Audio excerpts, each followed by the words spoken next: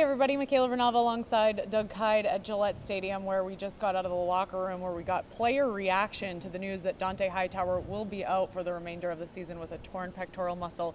Obviously a huge loss for this defense that seemed to finally find its rhythm against the Falcons on Sunday. Doug, my first question is just, what does this do to the Patriots' Super Bowl aspirations? Do you think it kind of kills the hope?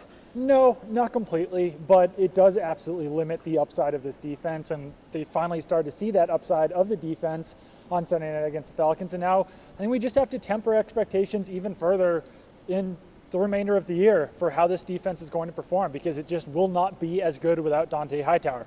I think they can still win the Super Bowl because I think the AFC is fairly weak. I think the entire NFL, there's not a great top end, so I think the Patriots are still absolutely in the running. But it's going to be significantly more difficult because Hightower is their best linebacker, he's one of their best defenders, and he's probably their best pass rusher as well. He also comes through in really pivotal moments, is totally a game changer. Yeah. His career stats may not be off the charts, but it's the times that he does have a sack, a forced fumble, they come in big situations. That's tough to replace. The Patriots have actually never been in the playoffs without Dont'a Hightower since they drafted him. And yeah, I mean, to add on to your point, 2 massive plays in the Super Bowl. So if they get to the Super Bowl, they would certainly miss him there. Another thing is the leadership that he brings, and this defense needs leadership more than ever, it seems like this season. Who do you think will be the signal caller out there in his absence? Yeah, that's tough to say because Kyle Van Noy did a lot of that while Hightower was out earlier, but I thought that Van Noy actually started playing better the last couple of weeks when he didn't have that added responsibility. So I would probably either give it to either a Landon Roberts or David Harris, whoever's filling in at that middle linebacker spot. And personally, I want to see what David Harris can do because he's been on this team this whole year. He only played 18 or 19 snaps last week. He's only played 24, 25 snaps all season. I want to know why he's on this team. And if he's not on this team for situations like this, then he shouldn't be on the team, right? And I think they know at this point what they have in Landon Roberts. If they have to rely on Roberts, they can, but I just want to see what David Harris can do. He played almost 900 snaps last season with the New York Jets. He's only another year older at this point. Let's just see what he can do for a game and then move forward and try to analyze whether he or Roberts is better for the role. That's something we've talked about too earlier in the season, is just it's a quandary as to where David Harris has been, what they've been doing with him. We've hardly seen him at all, but we did see the most we've seen from him last week. Do you think, I mean, that maybe they had some sort of, I don't know, was this an insurance policy, I guess, and now it's really time for him to step up?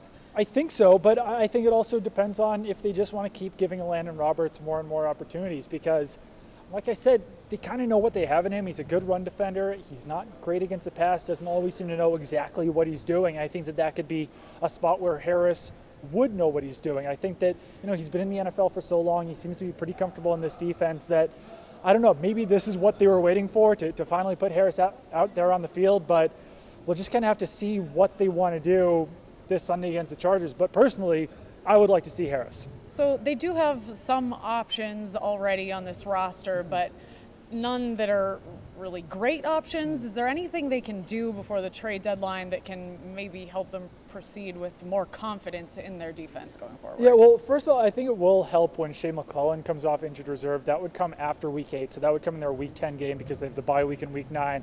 So that will help to some degree. They could either plug him in some sort of Hightower role, either an inside linebacker or as a pass rusher, but I think they have a lot of bodies right now at inside linebacker, and this goes back to the point of why are they on the team if they're not going to be stepping up when Dont'a Hightower gets injured? So I think that they could roll forward with McClellan, with Roberts, and with David Harris at inside linebacker, but the real spot that I think they'll miss Hightower the most is at pass rusher. So I think that that's the area that they should be looking for in a trade. One interesting name out there is Saints pass rusher Hau'oli Kikaha. He was a very productive pass rusher at the University of Washington. He looked good as a rookie with the Saints, so if he's available, for a late round draft pick, some sort of trade like they grabbed Kyle Van Noy last year with, I think that would be a nice flyer because they will need some help on third down and pass rushing situations because Hightower's really been their most productive player in those situations. Given the desperate times call for desperate measures,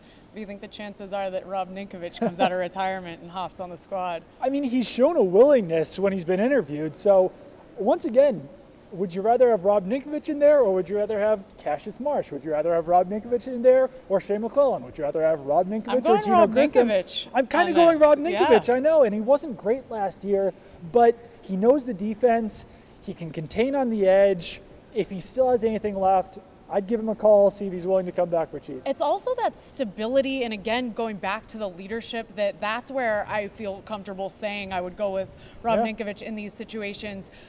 We talked about already how Hightower makes these really game-changing plays, and I would compare it to Julian Edelman on the offense, and it's almost like they lack identity without Edelman on the offense, same for Hightower on the defense, and I feel like bringing Ninkovich back would kind of give them that sense of identity and maybe a little comfort, that veteran presence and leadership and on the team. You could almost compare Ninkovich to Amendola in that situation, where Amendola is kind of that third down specialist. Ninkovich could potentially be the same type of thing for the Patriots. Maybe not a 100% of snaps guy, but put him in there where in situations where they need him most, and maybe he can make a play or two in there. Well, they certainly have a lot to think about, but the most interesting takeaway that I just got from the players we heard from was McCourty said, you know, at the end of the day, our coaches always do seem to figure it out. He said, we don't know how long it will take. Might take a quarter, might take 2 quarters. But McCourty said, and I know they're going to say, yeah, we feel good, but I actually kind of believed it. He said, you know, the endless hours that Belichick and the rest of the coaching staff spend